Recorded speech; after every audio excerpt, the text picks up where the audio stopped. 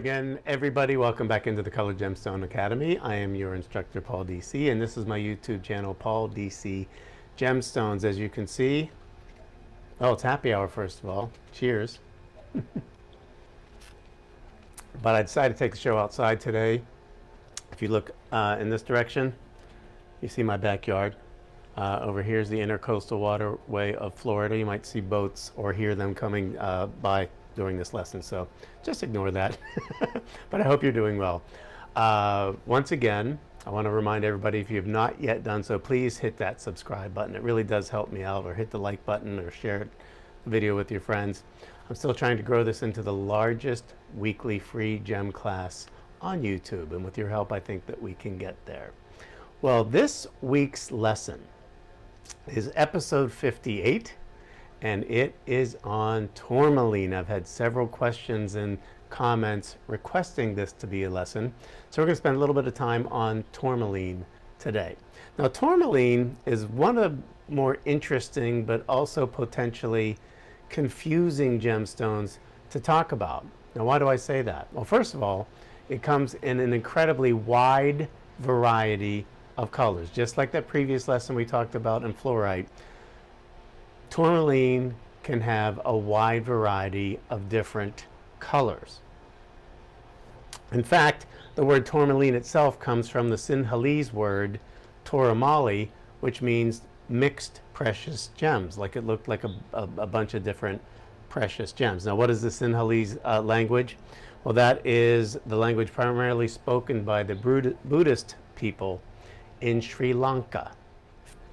Okay, so we've established that that beautiful tourmaline comes in a wide variety of colors. Now, some of you probably heard of some of them, like the Paraiba Tourmaline, that beautiful neon blue color, or maybe you've heard of Rubellite or pink tourmaline. But let's get into this a little bit more, because it's amazing that it has all these different colors, and all of them seem to have their own specific name of tourmaline. Now, I think that part of the reason for that, it might be someone who discovered a particular variety, sometimes is paying homage to somebody, like the Liddicoatite, that's named after Richard T. Liddicoat, who was a one-time president of the Gemological Institute of America. But let me go through these one by one so you can get an idea of how many names and different varieties there are of that tourmaline. Starting, well, let's tell you, we'll just go in alphabetical order. The acroite is the name that is given to the colorless tourmaline. Now, most of the gemstones you've seen, whether it's colorless garnet, colorless topaz, colorless sapphire, there's a variety of gem that has no color. That's because there weren't any trace elements adding that color element to this particular tourmaline. And then there is the bicolor tourmaline. Now, again, that's two colors. So that can be, there's a lot of different gemstones that come in a couple of different colors in the same, like when you see ametrine, that's a bicolor gemstone. But the same is true of the tourmaline. They talk about bicolor. Now, most people talk about watermelon tourmaline as being bicolor, but that's not necessarily true, because there's a sort of a special color that's dedicated to the watermelon tourmaline. Next on the list would be dravite.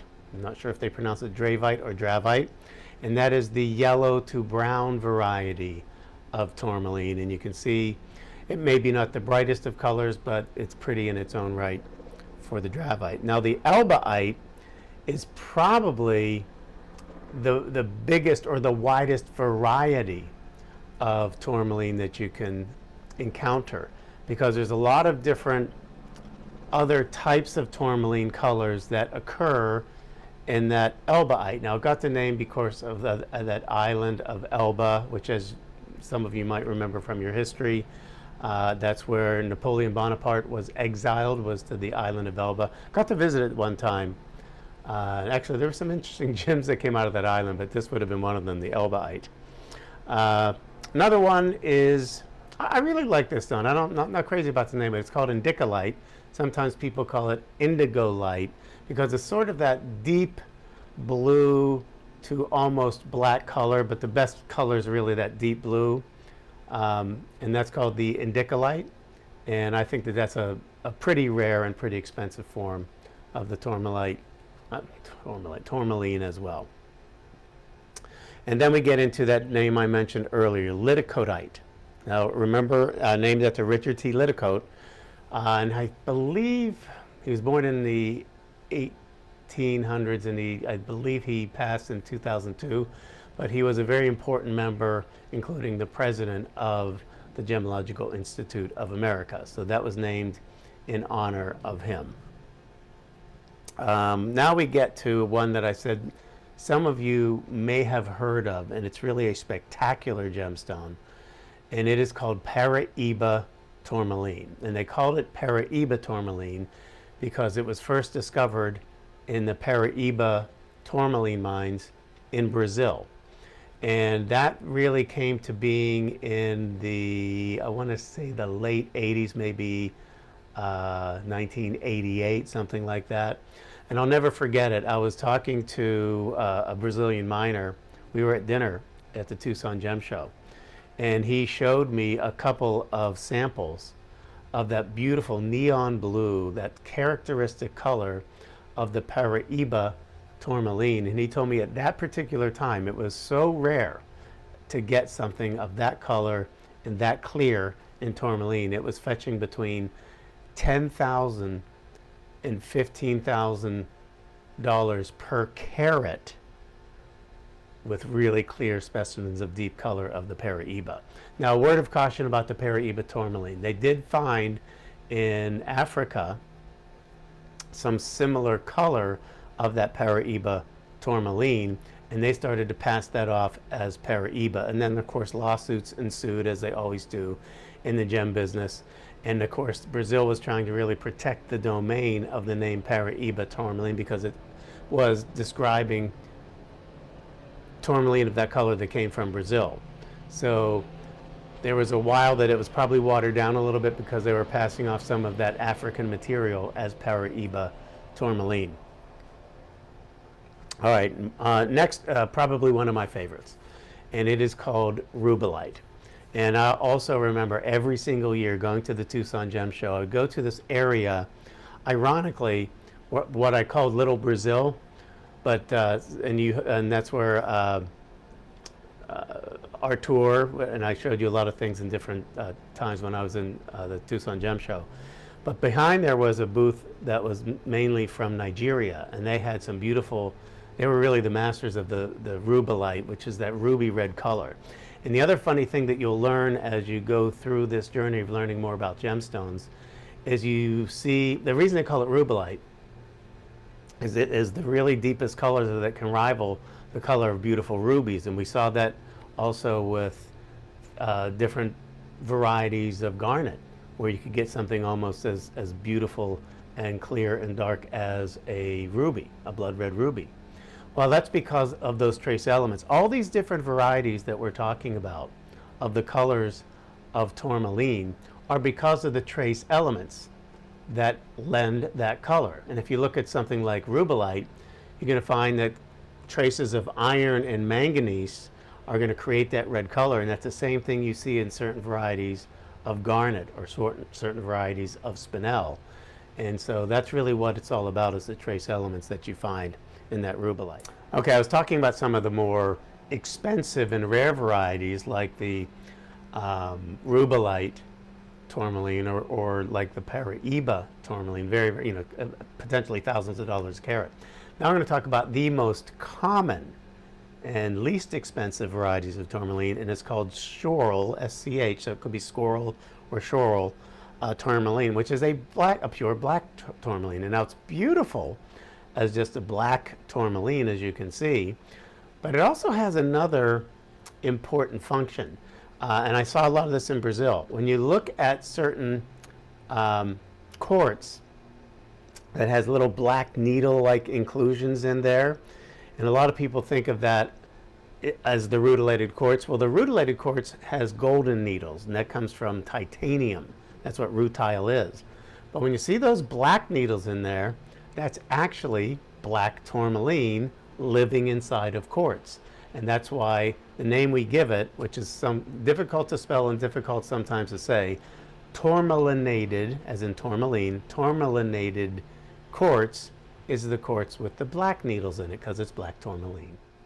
Isn't this fun? I told you there's a lot of different color varieties of tourmaline, and most of them have different names. The next one that we're going to talk about is Sybarite. Now, why do they call it Sybarite? Well, a lot of times these gems get their names from the area in which they were first discovered.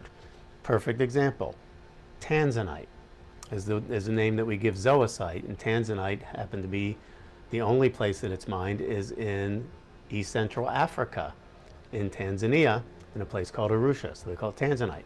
Well, the same is true of the Sybarite, and it is a beautiful, it's really probably technically a cousin of the Rubellite, but it happens to be a deeper color. It is a purple variety of that tourmaline. Absolutely gorgeous, that purple tourmaline. Okay, so believe it or not, we're coming to the end, at least of what I'm going to be sharing with you, of the different color varieties with the different names of that tourmaline. And this will be the watermelon tourmaline. Now, I said earlier, it's not just a bicolor, because we can think of bicolor being a lot of different types of gemstones. As I mentioned, ametrine would be one of them. But the watermelon tourmaline variety is one where the pink core of that stone, and you can see sometimes it's a slab like a circular slab, but the pink core is going to be pink like the watermelon, and then the outer edge is going to be green like a watermelon rind. So that's how that very special variety got the name watermelon tourmaline. And as you could have guessed, it fetches very, very big prices in the gemstone market. All right, so now we're going to get into what I call the somewhat boring or mundane part of each of my gemstone lessons, and that's what I call the vital statistics. Again, every gem has physical, chemical, and optical properties that make it unique, and one of the ways that you identify them and separate them from other species is to look at those vital statistics. So let's start in with that first of all. So number one, it is the birthstone, or I should say alternate birthstone, for the month of October. You have the opal, and then the alternate is the tourmaline, but specifically most people talk about the pink tourmaline as being the alternative birthstone for the month of October. Now, I don't know if there's a specific reason they chose the pink. I like to think it might have been to raise awareness of Breast Cancer Awareness Month, which pink is the big theme for that. It could be, it could not be, but it's as good a reason as any as I can think is using that as a birthstone for the month of October, because as it so happens, my wife Judy Crowell is a breast cancer survivor. Okay, now it is also an anniversary stone, so when you're celebrating your 8th anniversary, then you might choose the tourmaline, but specifically, at least in most of the lists that I use, they're talking about specifically the green tourmaline. Oh, I forgot to give that variety when I talked about. There's actually a green. It's not the watermelon, but it's verdilite, and verde being the green word for green in Spanish. My apologies, I didn't even cover that one. But you got over it. Now we get into the chemical composition. Now remember, the chemical composition is going to be the same or similar through all of the tourmalines, but those trace elements and other things, just like garnet, are going to be a little bit different. So the chemical composition is a crystalline form of boron silicate. So that would be the crystal, the chemical composition. The crystal structure, however, is trigonal, different than what we saw in the garnets, which would have been a cubic crystal structure. The hardness, 7 to 7.5 on the Mohs scale of hardness. Now remember, that's identifying what gems will scratch another gem. That's pretty good. A little bit harder than you would find in a quartz, a little bit less than you would find in a topaz, but right in the wheelhouse of those two gemstones. Then we get into that other measure of durability called toughness. And in this case, the toughness is rated fair. Now you're saying, wait a minute, so it's good in the hardness, toughness. Why is it not as good on the toughness as it is on the hardness? Well, there's a reason for that. They consider tourmaline as what they call a category 2 or a type 2 gemstone. Now what does that mean? What the heck does that mean? Well, if you've heard me talk in my lesson about emeralds, I forget which episode it is, but look it up, or I'll put it on this when I edit it. Emeralds are known for not being very clear. In fact, there's a lot of cracks and fissures that you can see with the naked eye, not even with a loupe, on an emerald. And it's very rare to get an emerald that is completely free of any inclusions. And the same is true of tourmaline. It's that category 2, that type 2 gemstone. You will see a lot more cracks and potential fissures with the naked eye with that. And when you find one that doesn't have that, of course, the price goes through the roof for the clarity that you would get, which is not normal in a tourmaline. But the other thing about having those inclusions, it does happen to make the gemstone a little bit more brittle, like it would with an emerald.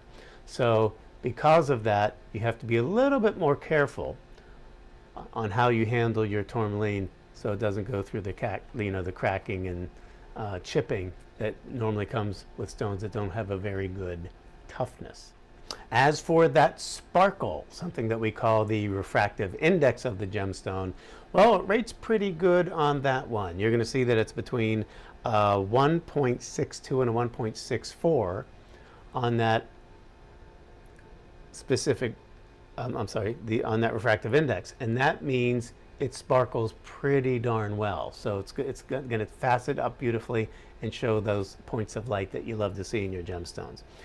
And lastly, for the boring part, we're going to talk about that specific gravity. Once again, specific gravity is the heft of that gemstone. How heavy does it feel compared to the weight? I'll give you an example.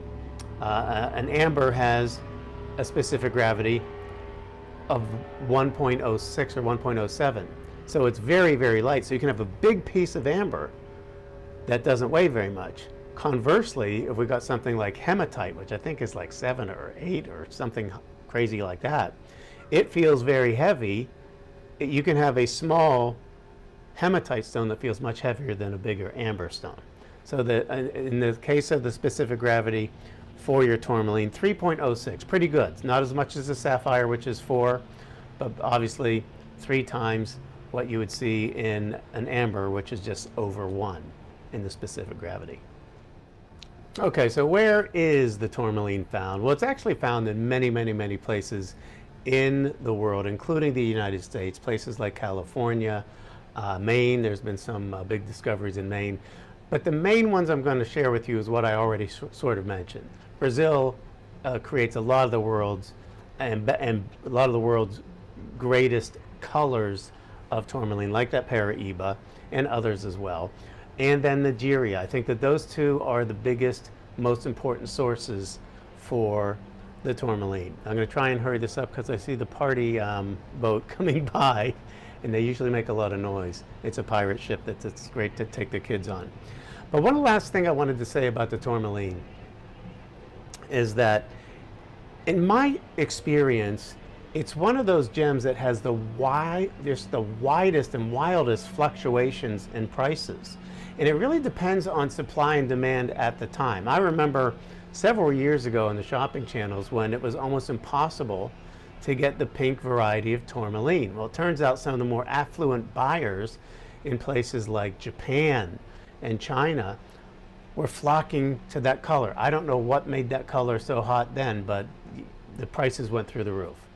And then you wait a couple of years and that fad falls off and the prices come back down and you can get pink tourmaline for a little bit better price. Now the good news, since you're watching my YouTube channel, you get to understand that there are other gems that you can substitute. For example, when the prices did go through the roof for the pink tourmaline, I steered my customers to the rhodolite. The rhodolite garnet was still, a lot of it came from Brazil. And you could get some colors that were favoring that pink color for a fraction of the cost of the tourmaline would be. So that's going to wrap it up on my lesson, or episode 58, which is the tourmaline. I hope that you enjoyed it. I know a lot of you were asking about it. Remember, if you did enjoy this lesson, please hit that subscribe button. It doesn't cost you a penny. It's completely free. I know it says subscribe, but it's free. But it does help me out. and it allows me to keep doing these videos for you for absolutely free. So don't forget, each Wednesday at 5 p.m. is our question and answer series. So if you have any questions that you'd like to pose to me, I will answer as many of them as I can. And every Saturday at 10 in the morning Eastern Time is another gem lesson like this one on tourmaline. I'll see you all next week. Thank you so much for watching. Bye, everybody.